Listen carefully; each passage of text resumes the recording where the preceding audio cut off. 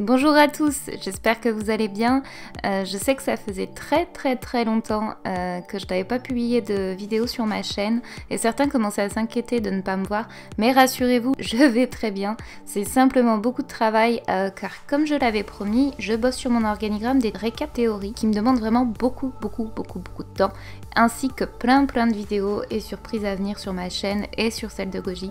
Donc du coup, j'ai fait une petite pause pour célébrer quand même et vous remercier des 25K sur ma chaîne, et pour ça j'ai décidé de vous publier 7 grosses vidéos concernant le Haki pour l'occasion en attendant les prochaines théories. C'est donc une analyse et théorie du Haki reliée aux 7 chakras. C'est pas habituellement mon domaine de prédilection, mais c'est une vidéo qui est nécessaire pour la compréhension du reste de mes théories. Cette vidéo va donc se découper en deux parties. La première sera une analyse qui va consister à vous résumer au plus près selon moi les différentes formes de Haki existantes dans One Piece et les caractéristiques de chacun. Ce qui pourra servir à toute personne néophyte du Haki à avoir une meilleure compréhension de ce pouvoir. J'ai donc dû étudier cela et vous exposer ce que j'en ai retenu, ce qui va nous permettre de faire une transition sur la deuxième partie, celle théorie, qui quant à elle vous expliquera ce que sont les 7 chakrins de l'hindouisme et nous permettront de comprendre l'importance que cela pourrait avoir pour maîtriser le secret du Haki et tout particulièrement celui des rois. Donc c'est parti! Le Haki et les 7 chakras. Le Haki et tout particulièrement le Haki des rois pourrait-il être une métaphore des 7 chakras dans l'éveil hindouiste? C'est en tout cas plusieurs éléments qui m'ont amené à penser cela. On va donc essayer d'analyser tout ça pour comprendre et voir l'utilité qu'il y aurait à ce que le Haki soit en relation avec cette philosophie hindouiste. Tout d'abord, que savons-nous du Haki? Le Haki pour les nuls, c'est-à-dire moi-même. Définition du Haki. Le concept du Haki, ou fluide selon les traductions, se définit à travers une aptitude qui utilise l'esprit et qui peut être soit d'intuition, d'esprit combatif ou d'intimidation. La plupart des gens ne sont pas conscients qu'ils l'ont ou n'arrivent pas à l'éveiller. Pourtant, ce pouvoir est détenu par tous les êtres vivants de ce monde, mais peu de gens parviennent véritablement à l'utiliser. Les 3 types de Haki. Tout d'abord, nous savons qu'il existe 3 variantes d'Haki. Le Haki de l'observation, le Haki de l'armement et le Haki des rois. On va donc débuter avec celui qui est pour moi le plus simple à définir. Le Haki de l'armement. Définition. Le Haki de l'armement a plusieurs fonctionnements. Il peut être enduit sur le corps ou sur une arme, et peut être utilisé à la fois offensivement et défensivement. Partie offensive. En effet, en enduisant une partie de son corps ou son arme de Haki, l'utilisateur en question peut infliger des dégâts supplémentaires et surtout toucher les logias qui sont normalement intangibles. Ceci était pour la partie offensive. Désormais, pour la partie défensive, cela n'est réellement pas très différent. Partie défensive. La partie défensive permet d'enduire du Haki de l'armement sur son corps ou sur son arme et revient à augmenter sa résistance. Ainsi, les lames s'effritent moins vite et le corps subit moins de dégâts lors d'un choc. Cependant, on apprend aussi de Rayleigh que le Haki de l'armement peut être projeté afin de créer une barrière de protection invisible. Le Haki de l'observation. Voici donc un Haki bien plus complexe, celui du Haki de l'observation. En effet, ce fluide a vraiment plusieurs fonctions et peut être attribué à bon nombre de personnages. Définition. Le Haki de l'observation est en quelque sorte le développement d'un 6e sens. Ses effets sont particulièrement axés sur toutes les sortes de perceptions. Il peut être divisé en 2 catégories, soit par entraînement ou non, et est divisible sous 3 formes. Haki de l'observation par entraînement. Première forme, la vision immédiate. Définition. Perception, perceptif ou ressentir. Le Haki de l'observation permet principalement de ressentir la présence d'individus ainsi que leur nombre malgré qu'ils ne soient pas visibles ou pas dans le champ de vision. Par ailleurs, il est aussi possible de jauger la puissance d'un individu. L'une des premières apparitions du Haki de l'observation dans One Piece s'est faite à travers Ener et les habitants de Skypiea, nommé le mantra d'après eux. Ils l'utilisaient d'une façon bien particulière. Ener s'en servait avec polyvalence en liant les avantages naturels que son fruit du démon lui procurait, c'est-à-dire l'utilisation de l'électricité statique présente dans l'air à son mantra. Il pouvait entendre la moindre discussion à des kilomètres à la ronde. Dans un autre contexte, Fujitora qui, dû à sa cécité, a développé un Haki de l'observation lui permettant de ressentir et de visualiser avec précision l'aura des gens qui l'entourent. Ou encore Rayleigh qui a évalué et estimé le nombre de monstres et créatures présentes sur l'île en déclarant qu'elles étaient bien plus puissantes que Luffy. La deuxième forme, la vision prévoyante. En somme, l'anticipation, et peut être divisée en deux sous-catégories selon moi. Celle de la prévision des mouvements. Elle permet de prévoir les mouvements de l'adversaire peu avant qu'il ne les fasse, rendant ainsi l'attaque beaucoup plus facile à éluder avec assez de compétences. Ener, lors de son combat contre Luffy, parvenait à prédire et anticiper la plupart des coups portés par ce dernier. Ou encore avec la sœur de Boa Hancock esquivant les moindres coups de Luffy. Et l'autre, la prédiction du futur. Un stade du haki de l'observation poussé, à un niveau particulièrement avancé permettant ainsi de voir quelques secondes du futur. L'exemple parfait était donc avec Katakuri. Le haki de l'observation sans entraînement. Enfin, la troisième forme, la vision que je nommerais émotionnelle, c'est-à-dire sensitif, comprendre les émotions, la nature des autres, ressentir les véritables intentions des gens et ainsi reconnaître les bons et mauvais sentiments. Celle-ci est divisible en deux sous-catégories, à travers un choc, comme Kobe a débloqué son haki suite au traumatisme de la guerre de Marineford. Il s'est mis à entendre plusieurs voix dans sa tête. Ou par un don dès la naissance, exemple Luffy, qui a une grande facilité à sentir quand un personnage n'est pas si mauvais et au contraire a plutôt bon fond. Eiza, elle, est née avec le don du mantra. Elle pouvait ressentir les sentiments des gens et entendait leur voix s'éteindre à leur mort, ou même localiser des personnes comme elle l'a fait avec Ener. Ou encore Otohime qui peut ressentir et entendre la voix du cœur. Enfin, j'ajouterai une autre forme que personnellement je nommerais ainsi, autre don éventuellement lié au haki de l'observation. Par exemple, Nami qui quant à elle ressent de tout son corps les changements météorologiques alors qu'elle manque d'expérience. Vivi elle-même met ça sur le compte d'un don. Korea est un cas un peu particulier mais est particulièrement sensible à la santé vitale des personnes et peut par exemple connaître avec exactitude la température de Nami simplement en lui posant le doigt sur le front. Mais également par le fait que Korea semble savoir qui est malade à distance sans même qu'on la prévienne. Enfin, Zoro, qui ressent avec intensité la malédiction des sabres, comme nous l'avons vu sur Lockdown pour la première fois, sur Water 7 ou plus récemment sur Wano Kuni. De plus, il a montré une première forme de haki de l'observation en sentant ses sabres respirer sous la roche, alors qu'il n'y avait aucun contact visuel avec ceux-ci. En conclusion, comme je l'ai dit, le haki de l'observation est un sixième sens donnant une nouvelle vue et appréhension du monde réel. Capacité d'écoute ou de compréhension développée, possibilité de jauger le niveau d'un personnage ou son honnêteté et même carrément aptitude prémonitoire sont des compétences conférées par cette forme de haki. Le haki des rois. Enfin, le troisième type de haki se définit par le fait que celui qui le possède a les qualités d'un roi. Il ne peut être ni appris ni entraîné. Effectivement, le haki des rois est le haki le plus inné qui soit. Si une personne n'est pas avec, elle ne pourra jamais le développer. Ce haki du conquérant ne peut donc être amélioré directement. C'est la grandeur de la volonté qui l'anime et qui fait la puissance de ce fluide royal. Pour l'entraîner, il faut simplement gagner en maturité ou encore en puissance globale. Les effets du haki des rois se distinguent clairement des deux autres formes du haki. Dominer la volonté des autres, contrôler ou apaiser les animaux, rendre inconscients les plus faibles d'esprit ou, dans les cas les plus avancés, agir en dehors des êtres vivants comme sur les choses matérielles environnantes en exerçant une pression dessus. Trois stades du haki des rois sont à noter. Le niveau débutant. Le fluide qui se manifeste à la suite d'une émotion forte ne se gagne pas à l'entraînement mais grâce au développement psychique et physique de l'utilisateur. Au début, celui-ci n'est pas conscient de son pouvoir et ne parvient à utiliser le fluide que lorsqu'il ressent des émotions fortes telles que la colère. Exemple, Luffy avant les 2 ans et Ace dans sa jeunesse. Le niveau intermédiaire. Le fluide royal est utilisé de manière volontaire et contrôlée. Quand le pouvoir de l'esprit se développe, il devient possible de contrôler le fluide par la force de sa volonté. On peut décider du moment où on l'utilise, de son intensité et de son périmètre d'action. Un tel pouvoir peut avoir des effets spectaculaires face à un nombre important d'ennemis. Exemple, toutes les personnes utilisant le haki des rois dans un combat en le dégageant pour assommer des adversaires. Niveau avancé.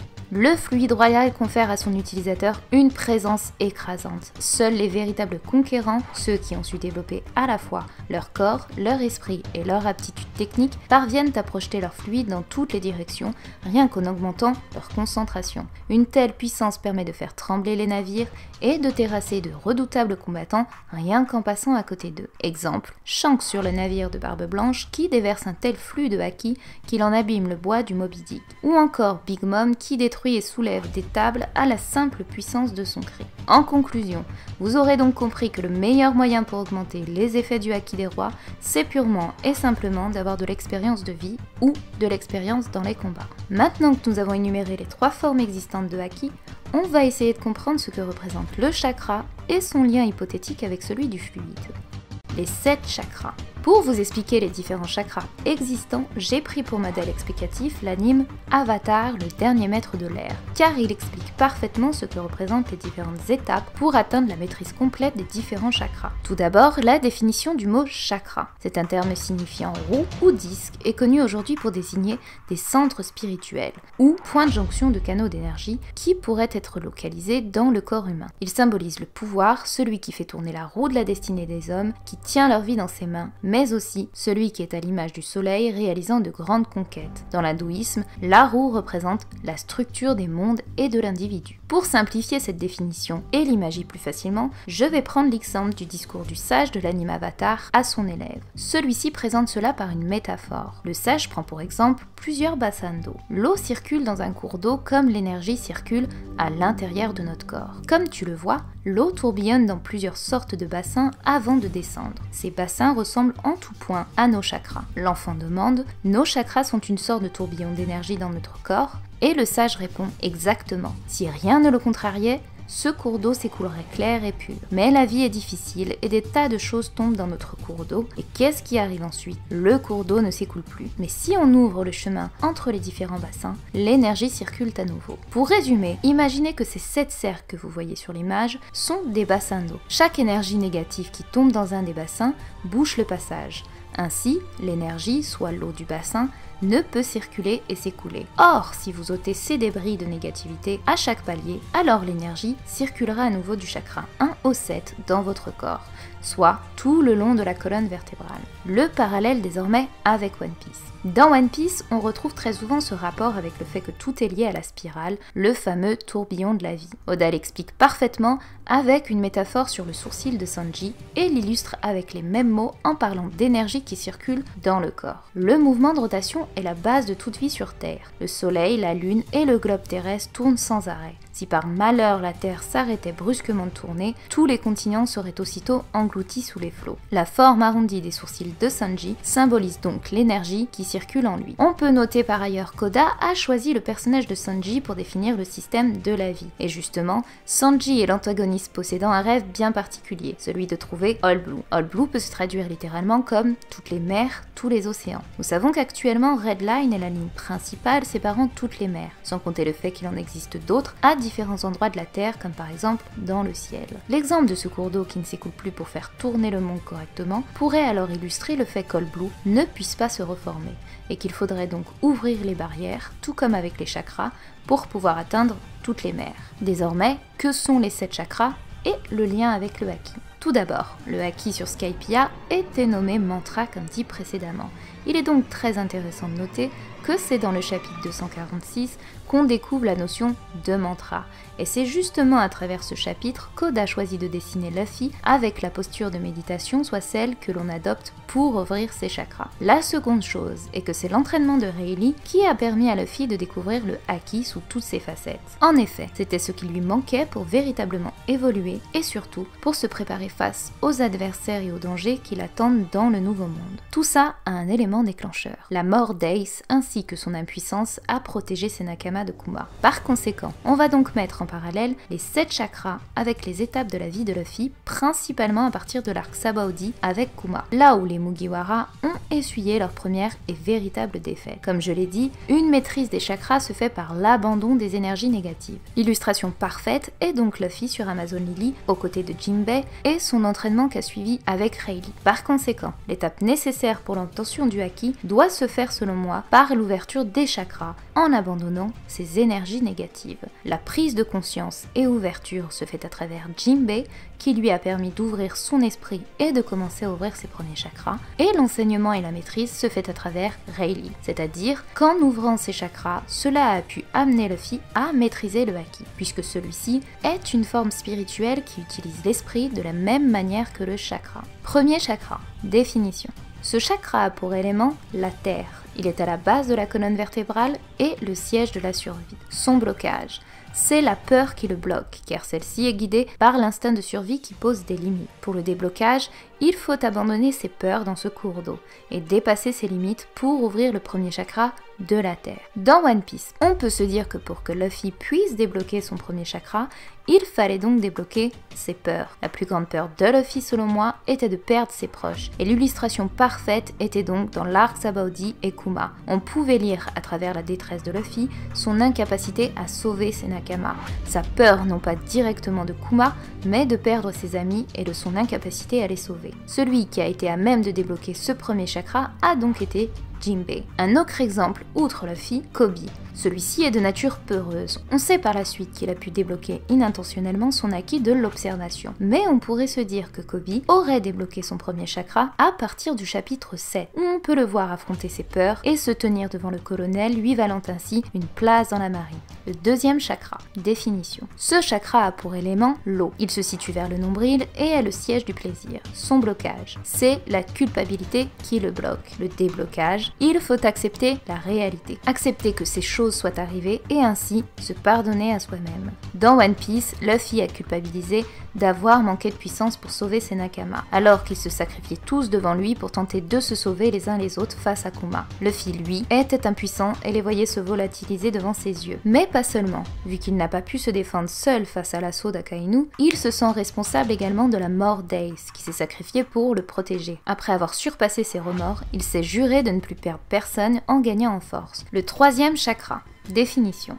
Ce chakra a pour élément le feu. Il se situe dans l'estomac et est le siège de la volonté. Son blocage, c'est la honte, la déception de soi. Le déblocage, ne pas renier les choses qui sont à l'origine de la honte de soi-même, mais vivre avec. Dans One Piece, on pourrait mettre cela sur la honte de Luffy d'avoir fait sacrifier un bras à Shanks durant son enfance. Cela marquerait alors sa première culpabilité. La honte par son manque de confiance. Il a été déçu de lui-même, la perte de sa force comme lui fait remarquer Jinbei.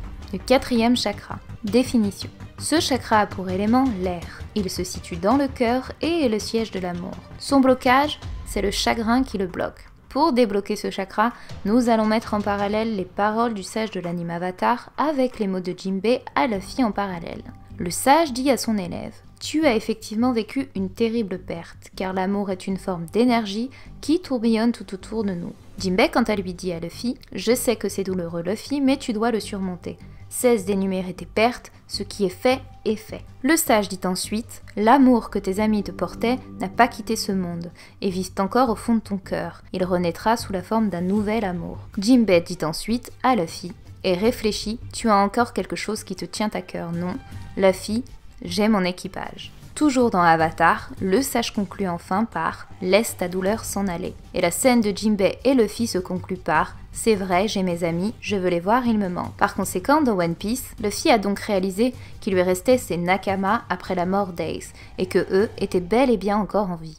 Cette chose a totalement débloqué sa situation et l'a sorti du tourment de la disparition de son frère. Pour ses Nakama et pour les revoir, il s'est repris en main et a passé 2 ans de sa vie à s'entraîner afin de continuer l'aventure avec eux. Le acquis de l'observation sensitive serait alors très fort si ce chakra venait à être débloqué. Désormais, nous allons faire place aux 3 derniers chakras. C'est une catégorie à part de celle que nous venons d'étudier, tout simplement car c'est ici que l'entraînement de Luffy a pris fin et qu'il a terminé de mettre de côté ses énergies négatives pour la mort d'Ace. Par conséquent, on peut considérer que Luffy n'a pas encore atteint son 5e chakra, tout simplement car je pense que son entraînement n'est pas encore terminé. Si ellipse il y a, ou entraînement après Wano, alors je pense qu'il est possible que son évolution se fasse à travers ces 3 chakras restants. Et c'est ici que tout se complique car cette partie va être plus qu'hypothétique et se baser sur plusieurs de mes théories. Alors commençons. Le 5e chakra. Accepter que Luffy soit l'élu. Définition. Le 5e chakra est celui du son. Il se trouve dans la gorge et c'est le siège de la vérité. Il est bloqué par les mensonges, ceux que l'on se fait à soi-même. Pour le débloquer, il ne faut pas se mentir sur sa véritable nature. Accepter qui l'on est, sa destinée.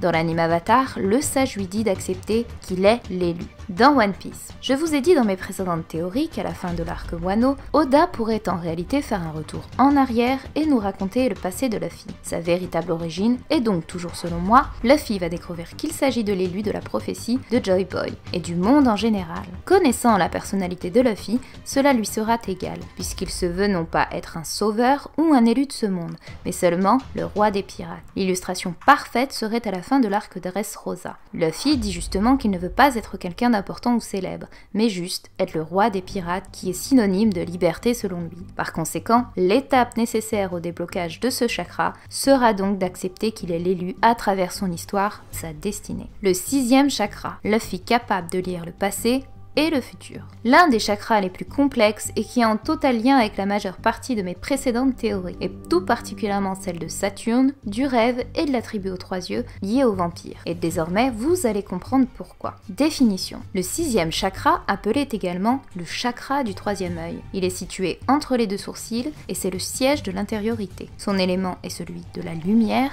et son organe est celui de la glande pinéale, soit le rêve. Il est bloqué par les illusions. Pour le débloquer, il faut accepter une certaine réalité. Alors pourquoi ce chakra est l'un des plus importants de One Piece? Tout d'abord car il est à l'avant-dernier stade pour atteindre celui de l'éveil complet, mais surtout car ce chakra a déjà été représenté dans One Piece. En effet, c'est à travers Pudding, la fille de Big Mom, qu'on découvre pour la première fois la référence à la tribu des 3 yeux. Cette tribu a la capacité, si celui-ci est activé et entraîné, à pouvoir lire les poneglyphes. Reprenons désormais l'exemple de l'anime Avatar. Pour avoir davantage de précision sur ce chakra, je vais représenter cette référence à cet anime, qui décrit le 6e chakra comme celui capable de comprendre l'histoire du monde, de l'humanité. C'est donc un parfait parallèle avec le fait que le 3e œil dans One Piece puisse permettre de lire les poneglyphes et ainsi comprendre l'histoire du fameux siècle manquant. Désormais dans One Piece, quand Luffy aura débloqué son 5e chakra, celui d'accepter qu'il est l'élu, l'étape suivante du 3e œil sera quant à lui de comprendre et déchiffrer l'histoire du siècle manquant. L'accepter sera donc de réaliser la prophétie et de faire entendre cette histoire au reste du monde. Et le haki de l'observation serait alors très fort si ce chakra venait à être débloqué. À la différence de Katakuri, je dirais que Luffy, si son haki de l'observation venait à être à son paroxysme, il pourrait alors aussi bien percevoir un bout du futur, mais peut-être à contrario, être en mesure de lire le passé, soit voir à travers les poneglyphes des fragments du passé. Attention cependant, je ne sais pas vraiment si Oda dessinerait directement un 3e œil à Luffy, mais le déblocage du 3e œil dans son éveil ne veut pas forcément dire qu'il obtienne un œil sur le front, car j'avoue que je vois assez mal Luffy avec ça, mais je pense davantage à un don qui lui serait conféré de la même manière sans pour autant le voir avec un œil sur le front. Ceci concernait donc Luffy. Cependant, ce 3e œil est la clé de mes précédentes théories, et est relié à un autre personnage, celui de Zoro. Vous allez désormais comprendre pourquoi j'avais lié Mihawk à Wano, ainsi qu'Imu au rêve et à la tribu des 3 yeux. Car le 3e œil est dans la mythologie égyptienne nommé l'œil d'Uja, l'œil d'Horus, surnommé également œil de faucon, et donc le même surnom que Mihawk. Mais aussi à travers le fait que le 3e œil a pour organe la glande pinéale, et cette glande est justement celle qui vous permet de rêver. Mais je consacrerai une vidéo spéciale à ce sujet dans les prochains jours, car ici, il n'est question que d'étudier les différents chakras en parallèle au haki et à Luffy. Vous comprendrez donc dans la prochaine vidéo pourquoi j'avais lié Mihawk à Wano, Imu, Zoro, le rêve et le 3e œil. Le 7e chakra, Luffy, le roi des pirates. Définition. L'ultime et le tout dernier chakra, le chakra de l'esprit situé sur le sommet de la tête, aussi nommé le chakra de la couronne. La symbiose et le contrôle parfait du corps et de l'esprit. C'est le siège de l'énergie cosmique pure et lie tout ce qui nous attache à la Terre. Son blocage, ce sont les attachements terrestres qui le bloquent. Le déblocage, laisser tous ces attachements s'en aller, humains, matériels, physique, etc. Renoncer à soi-même et permettre à l'énergie cosmique pure de s'écouler. Dans One Piece désormais, le 7e chakra est donc celui de la couronne, cette fameuse couronne que tout roi porte, ce qui pourrait donc faire référence au rêve ultime que souhaite atteindre Luffy, soit donc le roi des pirates, et mettre alors cela en parallèle avec le stade ultime du haki des rois. Je ne vais volontairement pas vous détailler ce chakra dans cette vidéo, pour la simple et bonne raison qu'il me faudra vous expliquer avant cela ce qu'il représente véritablement, c'est-à-dire tous les liens qu'il y a à faire pour en arriver à ce 7e chakra et ce que cela provoquera en obtenant ce pouvoir. C'est désormais la fin de cette vidéo, j'espère sincèrement qu'elle vous aura plu et on se dit à bientôt pour de nouvelles vidéos parce qu'il y a vraiment beaucoup de surprises qui vous attendent pour les fêtes. Je vous embrasse et prenez soin de vous.